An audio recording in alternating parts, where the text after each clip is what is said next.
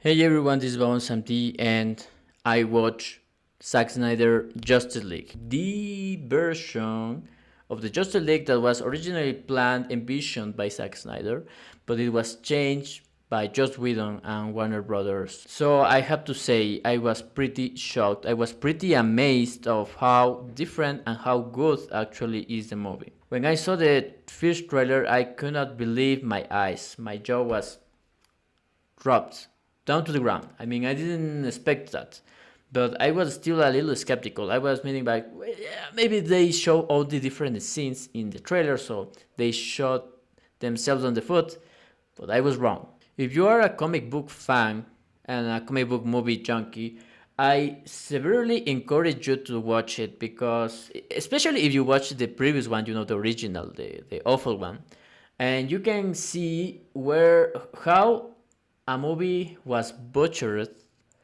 by a clueless studio and a hack director. All of the Justice League members and Steppenwolf, the main villain, they are redeemed in this film. I mean, their demeanor, their arts, their motivation, their goals, how they are presented, even their fight scenes are so much better. Cyber and Flash, which coincidentally were the ones that were really lacking in the first movie, here are almost the main stars. I think Cyber is the one that is, as Zack Snyder told us, I think it was the heart and soul of the movie, referring to Cyber. And if you remember the first movie, Cyber was like a paperweight there. He was only there to advance the plot and nothing else. But in this one, if you tell me that Zack Snyder hid in this movie a Cyber Origins movie, I will believe you, because here they show you everything about him and they showcase his powers in a very creative way, I have to say. The hacking scenes are so beautiful. I really love that. The comic relief of this movie is still the Flash, but his jokes are way more toned down. They are not as cringy, they are not as long. There is not the branch joke, and he actually contributes to the plot in the end of the movie. He essentially saved the day. Batman is no longer a buffoon. He is a little more serious, but he's also friendly. Like, you can see his change from being like a violent man to now a hopeful, positive dude. Wonder Woman has a lot of her fight scenes and dialogue fixed. Now she's even more badass. And Superman has no longer his weird uncanny face. He no longer looked like a human foot. He actually looked like a person. There are no those weird reshoots. Steppenwolf is actually has some motivation, have some goals. Is nothing like the weird Malekith clone that we saw in the previous movie. This is a villain that is not a perfect villain. It's not like Thanos level villain. He's threatening. You can actually see him defeating the Justice League and him being like an animalistic savage. Several additions include Darkseid scenes. You actually see that Darkseid was the one that invaded the planet all those years ago. That fight scene also so much longer and so much upgraded. I invite you to see those YouTube videos when you can see the comparison with the original and the new one. There was also a cameo from Martian Manhunter.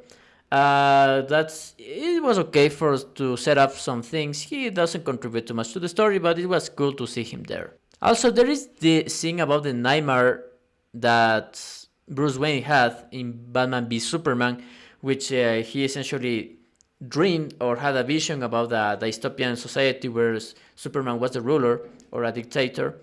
And in this one, there are more. That story, that plot point is more expanded, and you can see that in Cyborg, Batman, and in the end of the movie, you have like flashbacks about that something is going to happen in the future. I mean, in this universe, that is going to make Superman snap. I think is the death of Lois Lane. Those scenes are so filled with Easter eggs and things that hinted to a more bigger DC universe. And some general changes to the dialogue, to the script, to the visuals, and to the music score are also present there. The runtime of the movie is 4 hours, which is something that caught my eye because essentially I have to sit one afternoon to see all of this. and but you don't feel the 4 hours. You maybe feel 2.5 or 3 hours at the most. That's an achievement for this movie to not make you feel that you are sitting there for 4 long hours. However, there are some bad points in this movie. The CGI is pretty lacking. Cyborg costume, it is still all CGI, so you're still going to see sometimes his face is going to be like in a weird place or in a weird angle. Given the new reshoots for several of the scenes, that you can almost see that the green screen effects, especially in the final nightmare scene where there is Jared Leto's Joker there. It's pretty distracting when you're starting to see like Batman composite face starting to, to shift a little bit. And the Zack Snyder tropes are also here present. There are not as many, and there are not as strong as in other movies. The slow-mos are here,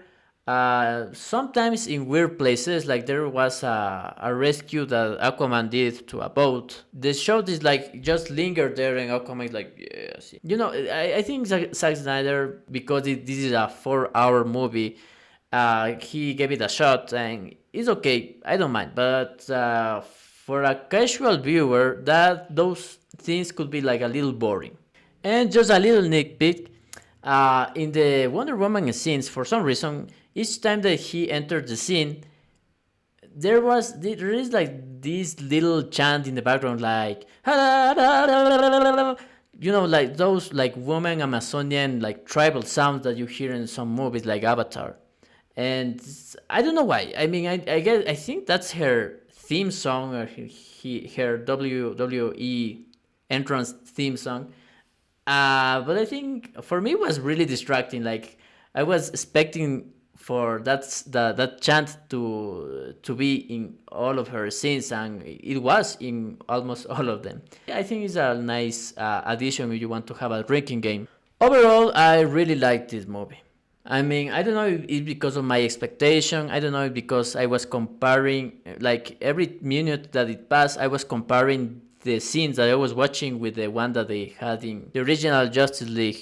And Jesus, I was so angry but happy at the same time. You cannot help but to compare when you see scenes like when Steppenwolf grabs the final mother box, and Wonder Woman and the Flash, I think they're just standing there watching how Steppenwolf grabs the box and he leaves, compared to the same scene where you see how Silas Stone, Cyborg's dad, sacrificed himself to mark the box before Steppenwolf grabs it.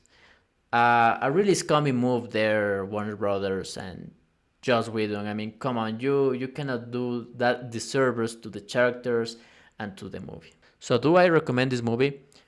Hell yes. If you are a casual viewer or a comic fan, or a movie critic, anyone that is, of course, that is suitable to see an R-rated movie, they have to see it. And if you can see the other movie, the original Justice League movie, please see that too, so you can see the effort and the love that is in the Zack Snyder Justice League.